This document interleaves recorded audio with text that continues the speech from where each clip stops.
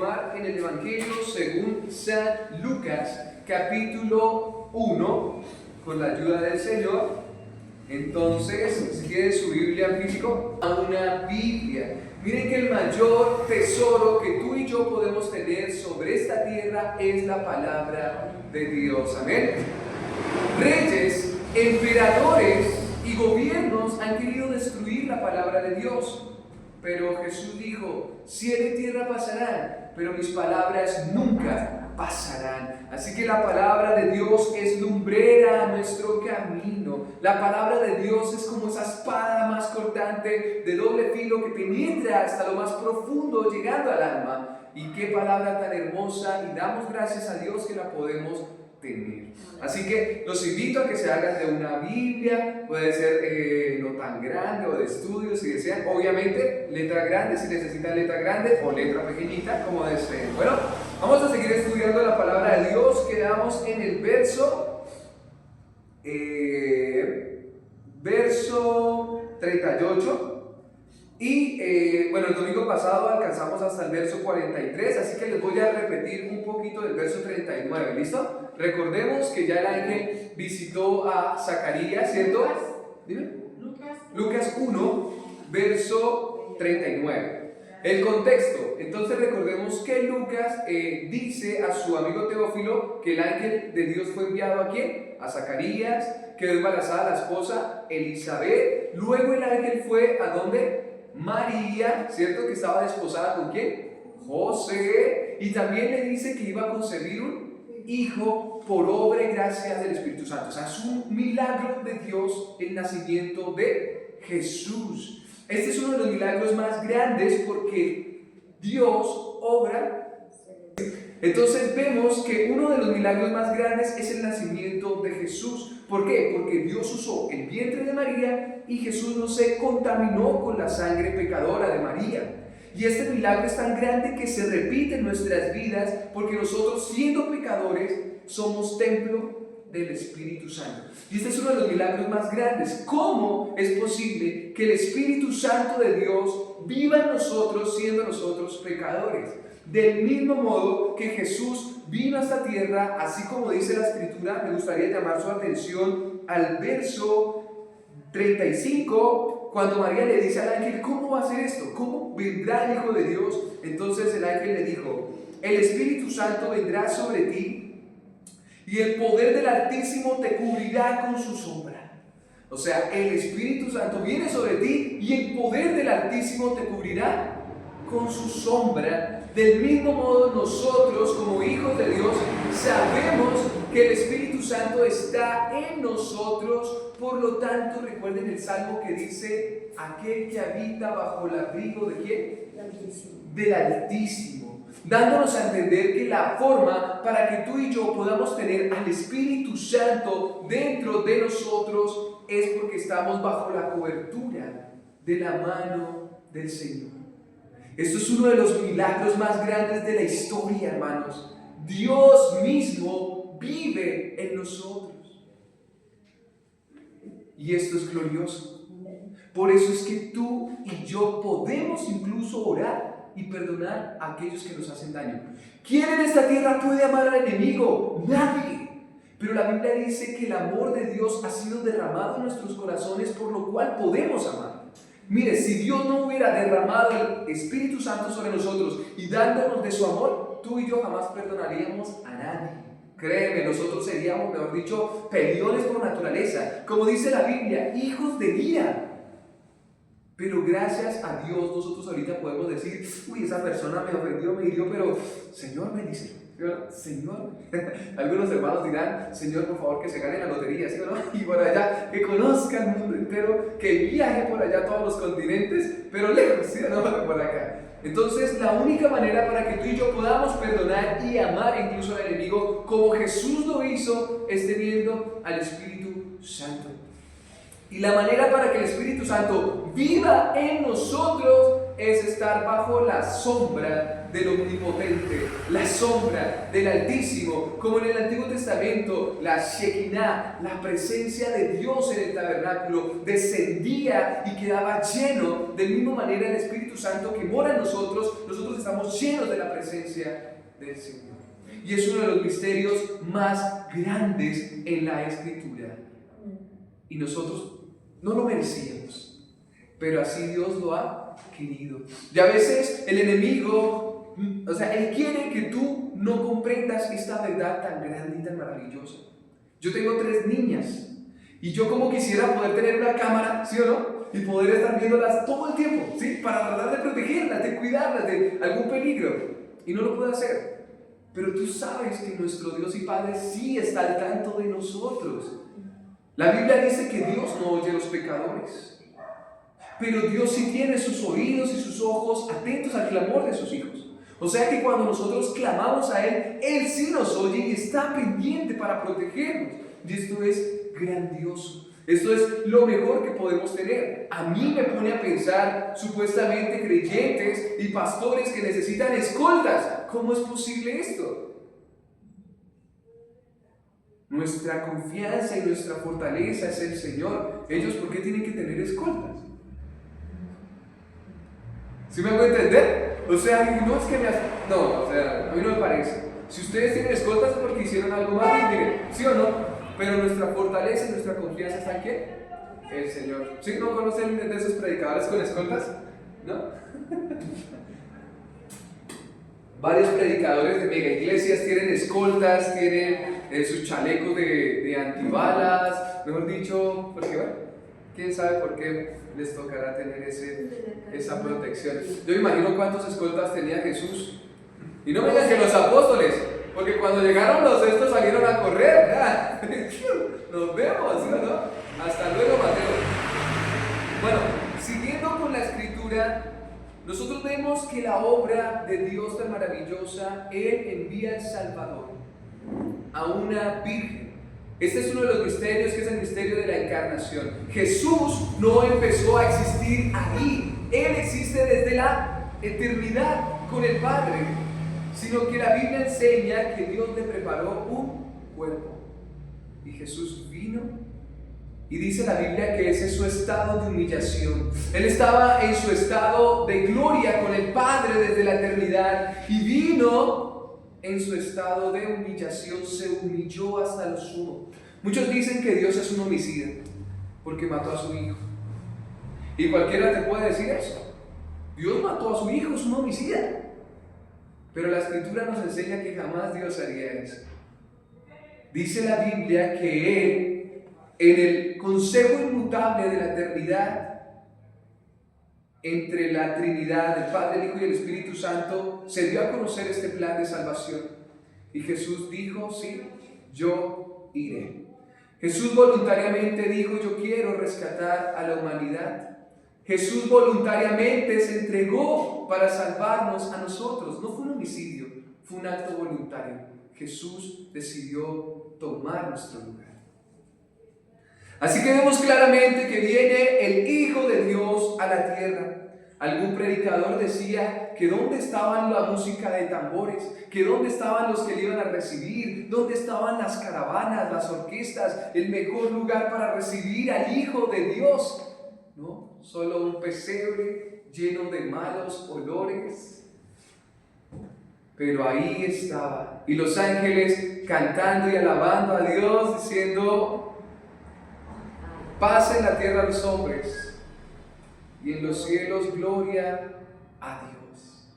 Así que vemos que el más maravilloso evento sobre la tierra venía a ese mundo. El Hijo de Dios, el Salvador de los hombres, vino y se hizo humano. Por eso es que Él entiende lo que tú y yo padecemos. Él entiende porque Él fue tentado en absolutamente todo, pero Él jamás pecó. ¿Sí me va a entender? Uno no entiende el dolor de otra persona hasta que lo vive, ¿sí? Yo no puedo decir, mi hermano, no sé qué es una fractura hasta que yo me fracture. Pero Jesús fue tentado en absolutamente todo. Usted se imagina, en caso, digamos, de los hombres, nosotros, por ejemplo, Jesús fue tentado por la codicia de las mujeres. Jesús no era feo. Jesús debió ser un hombre bien simpático, bien guapo, ¿sí o no? Sí, parecido a Axel. Pero de seguro el Señor, su mayor principal objetivo fue hacer ¿qué? La voluntad de ¿qué? De Dios. Por eso en este punto vamos a hablar de algo bien importante, y es que solamente en el mundo han existido 3 personas con libre albedrío. 3. Por chocolatina. ¿Cuáles fueron? Adán y Eva, Ajá. Jesús y Axel, te ganaste otra chocolatina. Muy bien, excelente. Adán, Eva y Jesús fueron los únicos que tuvieron libre albedrío. ¿Listo? Por eso Satanás tuvo que ir personalmente a tentarlos. Satanás fue a tentar personalmente ¿a quién? A Adán y a Eva. ¿Y personalmente a quién? A Jesús. ¿Qué pasa? ¿Qué es el libre albedrío? El libre albedrío es una sola oportunidad. Una. Porque el libre albedrío se pierde. Es una sola oportunidad. ¿Y quién tiene libre albedrío? Aquella persona que no es esclava del pecado, ojo. Y que no conoce todavía el premio por la obediencia. ¿Y quiénes fueron? Adán y Eva. Ellos no conocían el pecado. Ellos nacieron ¿qué? Perfectos, sin pecado, ¿sí o no? El libre albedrío es una oportunidad que tú tienes para vencer la tentación, ya sea para obediencia o ya sea para esclavitud del pecado. Porque Jesús dijo, el que peca, ¿qué es? ¿Esclavo de qué? ¿Cuántos pecados Adán y Eva cometieron para perder y para volverse pecadores, esclavos del pecado? Un solo pecado. Y al haber cometido ese pecado ya no tenían libre albedrío. ¿Por qué? Porque cayeron esclavos del pecado. Inmediatamente entró la muerte en la humanidad. ¿Sí me hago entender? Por eso Satanás fue a tentar a Jesús. Pero Jesús no pecó. Por eso la Biblia enseña que la paga del pecado es muerte. Si todos nosotros tuviéramos libre albedrío, y si un bebé tuviera libre albedrío, ¿por qué muere? Si un bebé viniera inocente de pecado, ¿por qué muere? Si la paga del pecado es que... ¿Sí me hago entender? Por eso Jesús dijo a los judíos, ustedes son esclavos del pecado. Y ellos decían, nosotros no somos esclavos de nadie. Y Jesús le dijo, ustedes quieren hacer los deseos de su padre, matarme. ¿Sí me van a entender? Entonces, ¿qué viene a todo con lo que llevo en este momento? Que nosotros estábamos totalmente perdidos, pero Dios muestra su amor para salvarnos. Desde el mismo momento que Adán y Eva cayeron, Dios muestra su promesa de salvación cuando le dice a la serpiente, de la simiente de la mujer vendrá uno que aplastará la cabeza de la simiente de la serpiente.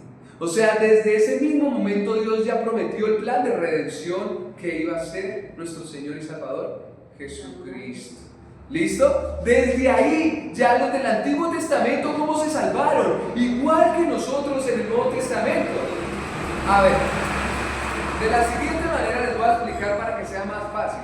¿Cómo se salvaron los del Antiguo Testamento? También por fe. La única manera para salvarse es por fe en Cristo, no hay otra manera. No existe otra manera. Porque la Biblia dice que una sola ofrenda fue necesaria, la del Cordero perfecto. ¿Cómo se salvaron los del Antiguo Testamento? Igual que nosotros, por fe. ¿En quién? En el que había de venir. Ellos lo conocían como el Mesías. Adán y Eva lo conocían como la simiente de la mujer que aplastaría la cabeza de la serpiente. O sea, ellos se salvaron a crédito. ¿Cómo así? Por ejemplo, tú vas a la tienda y compras un televisor, ¿sí o no? Y lo pagas, dices, no, lo pago en 4 años, ¿sí o no? En este caso, los del Antiguo Testamento fueron salvos y la deuda fue pagada, ¿cuándo? 2000 años después. Y nosotros somos salvos, no a crédito, porque ya la deuda fue pagada. Entonces nosotros vamos a comprar el televisor y, ya está pago, gracias. ¿Sí? De esta manera nos salvamos nosotros. La deuda fue pagada. Y los del Antiguo Testamento se salvaron porque la deuda iba a ser pagada. Amén. Entonces, esta es la grandeza de nuestro Dios. Ustedes se acuerdan cuando Abraham tuvo un sueño que se partieron varios animalitos. Y Dios le dijo, vaya y parta los animalitos y cuídelos. Y Abraham se quedó dormido. ¿Sí se acuerdan de esa parte de la escritura? Donde dice Abraham que él vio como un tipo de fuego que atravesaba los animales.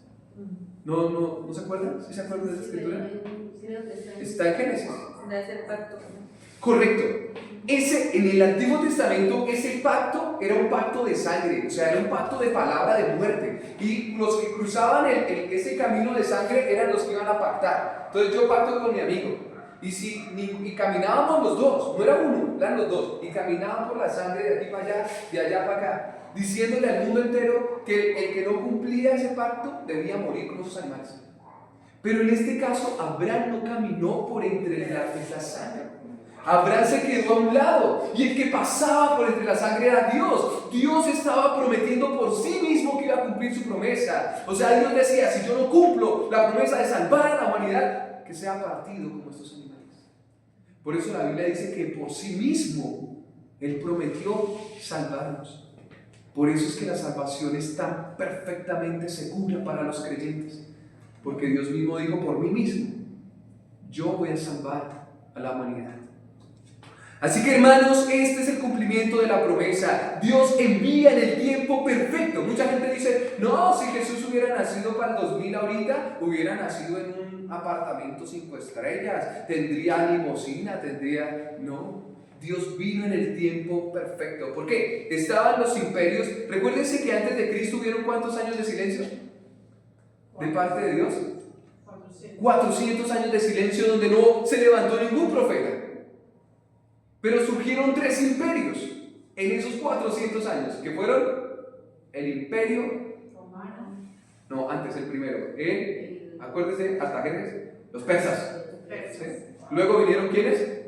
Los griegos, con Alejandro Magno. Y luego vinieron los romanos, ¿sí o no? Entonces, que en el tiempo exacto Jesús vino. ¿Por qué fue en el tiempo exacto? Porque el mundo estaba preparado para recibir el mensaje. Primero, estaba que los griegos que prepararon la mente de las personas para decir hay algo más allá. ¿Sí me van a entender? Ellos empezaron con sus filosofías a expandir la mente de las personas, el logos, el verbo, algo más allá.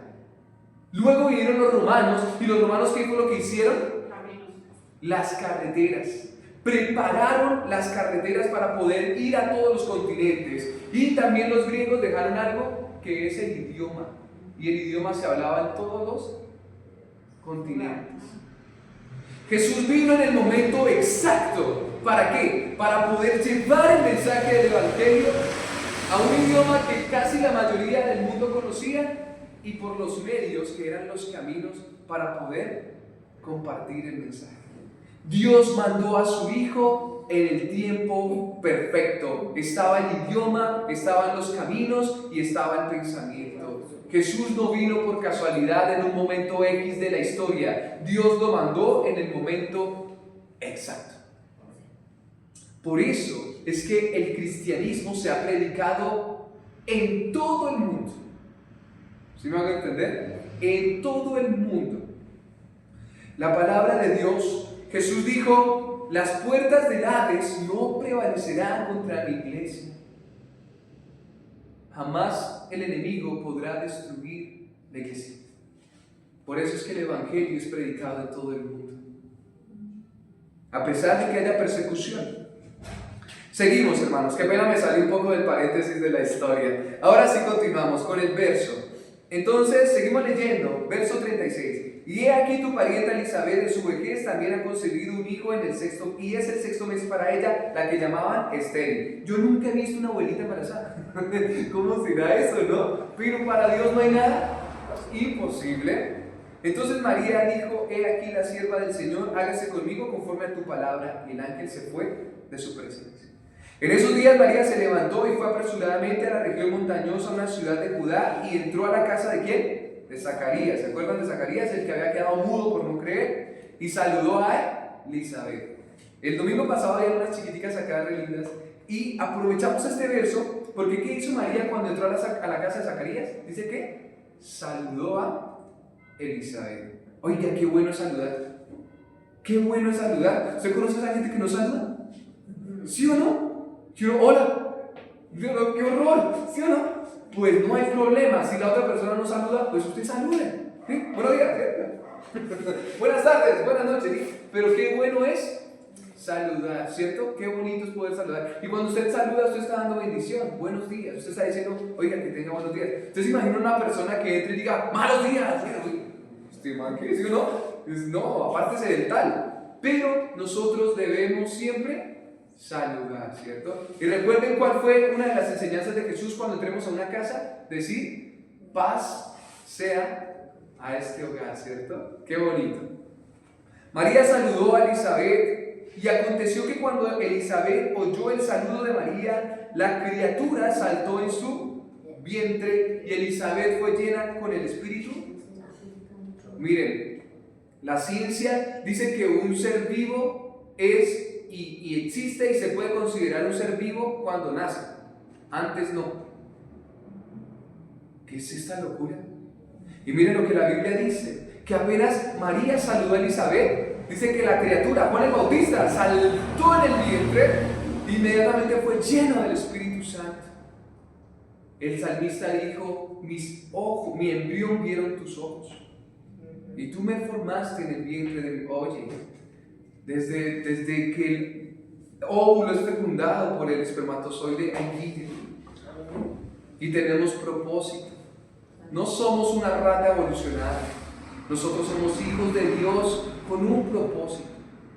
Tristemente muchos creen que somos como animales, y con esa creencia fue lo que hizo Hitler y mató a 6 millones de personas, sin contar negros y otro tipo de culturas, porque se creía la raza superior. Mira lo que esto causa. Cuando tú crees que una persona no tiene propósito, ni valor en esta tierra, ni dignidad, haces lo que quieras con ella. Pero gracias a Dios somos real sacerdocio, pueblo escogido, nación santa, no somos un accidente. Vinimos con un propósito y somos amados. Aunque padre y madre me abandonen, con todo me recogerá el Señor. Somos hijos de Dios, amén. Así que qué bueno es poder, cuando tú veas a una mujer embarazada, orar por el bebé. Orar por el bebé. Cuando mi hija Hannah estaba en la barriguita de mamá, yo le decía a Hannah, yo me acercaba, ¿sí? En la barriguita, le decía, Hannah, arrepiéntete de tus pecados. Cree en el Evangelio y sigue a Jesucristo. Mi hija chiquita de 2 años, a ella cada vez que la veo, yo le digo, hija, conmigo, amo a Jesús, amo a Jesús, amo. Y ella empieza, amo a Jesús, amo a Jesús, amo a Jesús. Y Charis, la mayor, yo le digo, ¿qué es lo más importante en la vida? Y ella me dice, amar a Jesús. Hermanos, qué importante es guiar a nuestros hijos al mejor camino. Más que riquezas, más que estudio, más que carrera. Si esta persona ama a Jesús, lo tiene todo. Todo es todo. Miren, hermanos, tristemente ahorita en el conjunto de cristianos mandan a los hijos a las universidades. ¿Y qué pasa? Vienen de la universidad y esos son tremendos, pero para ir en contra del Evangelio. Porque ellos en la universidad conocen lo que el hombre ha hecho usando el nombre de Dios, pero ellos no conocen a Jesús. Si nosotros vamos a hablar de religiones, créeme que vamos a tener la rabia contra las religiones, porque el hombre ha usado el nombre de Dios para robar, para humillar, para violar. Jesús lo dijo. Él dijo, y en el nombre de Dios creerán que le están sirviendo a Dios y los matarán a ustedes. Las cruzadas que hicieron, las hicieron en nombre de Cristo. Pero esta gente jamás era cristiana, jamás fue cristiana, porque Jesús enseñó a poner la otra mejilla. Si una persona es cristiana, no le va a hacer daño a otra persona. Ah, pero es que ellos lo hicieron en nombre de Cristo. Jesús jamás enseñó eso. Ellos no eran cristianos. ¿Sí me hago entender? Entonces, los jóvenes que van a la universidad sencillamente se dan cuenta de lo que el hombre ha hecho con el monopolio de la religión, pero jamás conocen a Jesús. Por eso desde pequeños debemos mostrarle la hermosura de Cristo y no lo que la religión le ha hecho al mundo tanto daño. Porque si tú hablas de religiones vas a tener la razón en decir que son malas. Créeme que sí. El pastor roba, el cura roba, viola, demás, todo el mundo hace de lo que hace. Pero dime, si tú hablas de Cristo, ¿qué mal hay en Jesús? ¿Qué pecado encuentras en Jesús? Ninguno. Por eso es que tú y yo somos cristianos. ¿A quién seguimos? A Jesús. No hay ninguna religión, no hay ninguna denominación. Nosotros seguimos a aquel que enseñó a poner ¿qué? La otra mejilla. A orar por el enemigo. Incluso cuando estaba en la cruz allá derramando su sangre a punto de morir, asfixiado, dijo, Padre, perdónalos. ¡Wow! Eso es increíble. Este hombre es el ejemplo para que la humanidad siga. Es el ejemplo más grande de amor, misericordia, ternura, fidelidad, compasión. ¿Quiénes eran sus amigos? Ciegos, leprosos, gente con problemas, gente con, mejor dicho, lastimada, sin esperanza. Y ahí estaba Cristo para mostrarles la esperanza de la vida eterna. La promesa más grande que para mí hay en la Escritura es cuando Jesús dice: el que cree en mí tiene vida. Oye, mira, una persona que por cuestiones de la vida nació en una ciudad, en un campo, y fue expulsado, fue sacado de su hogar por grupos armados, yo qué sé, le tocó llegar a una ciudad, a una invasión, a luchar contra pandilleros, los niños, mala influencia, una vida difícil, que no tiene apellido, que no tiene riquezas, son unas personas que les ha tocado duro, pero Jesús le dice: solo pon tu fe en mí, no importa tu apellido, no importa tus riquezas, no importa tu pasado, tú tienes vida eterna. Oye, a mí me da tristeza cuando la gente dice que la vida ya es solo una y ya tú te conviertes en polvo y materia y energía. Cuando no hay nada más bonito decir que hay una vida eterna. Oye, qué alegría poder decir y creer que yo voy a estar eternamente con mis hijas, con mi esposa, en un lugar donde no hay llanto, donde no hay dolor, donde no hay injusticia, en un lugar donde hay paz, en el paraíso. ¡Wow! ¡Qué hermoso! Mi hija de 9 años una vez me dijo: papi, ¿qué voy a hacer cuando tú te mueras? Y yo almorzando. Yo ahorita me preguntó. Y yo le dije: hija, yo estaré en el cielo esperándote. No te preocupes. Cuando el Señor te llame a ti, allá nos volveremos a ver. Y ella dijo: bueno, listo. Se acabó el miedo a la muerte. ¡Qué esperanza tan gloriosa! Jesucristo es el mayor ejemplo de grandeza. Por eso le seguimos a Él y no a ninguna religión. Y acá en la Escritura nos muestra que Dios envió a Jesús. ¿Tú te imaginas a María siendo la mamá de Jesús, el Hijo perfecto? ¿Y tú te imaginas los demás hijos que tuvo? Ay, pero mamá, Jesús no hace nada. Pero si Jesús es, imagínate, obediente, cariñoso, juicioso, nunca hizo un berrinche. Imagínate, y los demás hermanos, porque incluso la Biblia enseña más adelante que los hermanos ni creían en Jesús. Lo iban a buscar a la casa de donde predicaba para decirle como que venga. Sí, o sea, venga, que como que ahí está una locura, ¿no? Y le dijeron: si usted es el Hijo de Dios, muéstrese al mundo. O sea, ellos como que tampoco ni creían en él. Pero hermanos, aquí está este acontecimiento tan hermoso, el nacimiento de Jesús. Verso 42. Y exclamó a gran voz Elizabeth y dijo: bendita tú entre las mujeres y bendito el fruto de tu vientre. A ver, ¿a quién no le gustaría ser la mamá de Jesús? ¿Usted se imagina ser la mamá del Hijo perfecto? El Hijo perfecto. O imagínate el hijo que jamás te hizo un berrinche, una pataleta, que siempre te hacía caso. Yo creo que Jesús, con esa sonrisa y esa gracia tan hermosa, o sea, es como ese hijo, ¡wow! ¡Qué bonito!, ¿cierto? Pero imagínate ver a su hijo perfecto, amado, a los 30 años, 33, ser golpeado, ser humillado, ser desgarrado y ser crucificado entre ladrones. Difícil, ¿cierto? Ahora imagínate ser el papá de María. Que mi hija me llegue a los 15 años: no, es que estoy embarazada. ¿Quién es el papá? No, pues es el Hijo de Dios. Ay, no, pues qué belleza, ¿dónde está ese? ¿Usted se imagina lo que María tuvo que pasar para decirle a José también que estaba embarazada? Fue un momento difícil que solamente por la fe, solamente por el poder de Dios, su fortaleza, ella pudo llevar a cabo este momento, esta misión, este momento difícil. Vamos a continuar con un verso más y terminamos. Dice la Escritura que le dijo: bendita tú entre las mujeres y bendito el fruto de tu vientre. ¿Y qué hizo Elizabeth? Bendecir. ¿Qué debemos nosotros hacer? Bendecir. Oye, jamás que pase en nuestra vida que tú maldigas a alguien. ni a un árbitro de fútbol, ¿sí o no? Sino que tú siempre bendigas, que de tu boca salga bendición, siempre. Dice la escritura en el verso 43 y terminamos ahí. ¿Por qué me ha acontecido esto a mí? Que la madre de mi Señor venga a mí.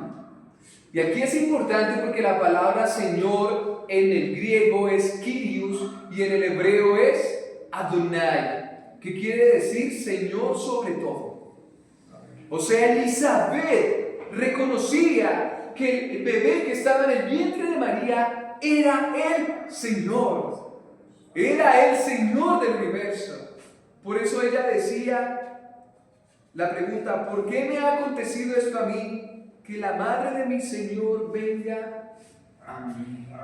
Reconociendo a Cristo como el Dios del universo, como el Señor. Y esta es una pregunta que nosotros deberíamos hacernos también. Y creo que el salmista lo dice. Dice: ¿qué viste en el ser humano? ¿Qué viste en el hombre? Y viene a ser la pregunta que nosotros haríamos: ¿qué viste en mí, Señor, para salvarme? ¿Qué viste en mí para rescatarme? Yo no sé si de los que estemos aquí podríamos decir, si a nosotros nos ofrecieran ser hijos de uno de los dueños de una empresa grande, Hyundai, o bueno, alguna empresa pura, y nos dicen: te damos la oportunidad de que seas hijo o que sigas creyendo en Jesús, ¿qué escogeríamos?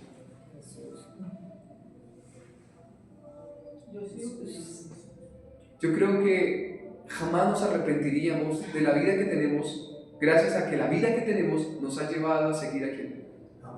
Jesús. No importa el hambre, el dolor, lo que haya pasado en nuestra vida, persecución, no importa lo que haya pasado en nuestra vida, si en este momento del presente puedo decir con toda confianza: amo a Cristo. No importa nada más, no importa nada más. De verdad y de seguro, amar a Jesús es lo más hermoso que tú y yo podemos hacer. Seguir al Salvador es lo más hermoso que tú y yo podemos hacer. Pero te digo algo: tú no buscaste al Señor, Él nos buscó. ¿Qué fue lo primero que Adán y Eva hicieron cuando pecaron? Se escondieron. ¿Qué es lo primero que hace el hombre cuando peca? Se esconde. Pero dice Jesús: el buen pastor miró en su redil y vio a 99 y le faltaba una, y fue a buscarla sin importar el clima o las consecuencias, y la encontró, nos puso en sus hombros, sanó nuestras heridas y nos trajo al redil. Amén. Hermanos, y hacemos la pregunta: ¿qué viste en mí? De seguro no, pero tu infinita gracia e infinito amor me ha alcanzado. Así que de seguro nos faltarán rodillas y lágrimas para agradecerle a nuestro Dios por su inmenso amor, por la salvación. ¿Amén? Vamos a terminar ahí, podemos ponernos sobre nuestros pies, vamos a entonar un canto, vamos a darle gracias al Señor porque Él ha sido maravilloso, Él es maravilloso y seguirá siendo maravilloso. ¿Okay?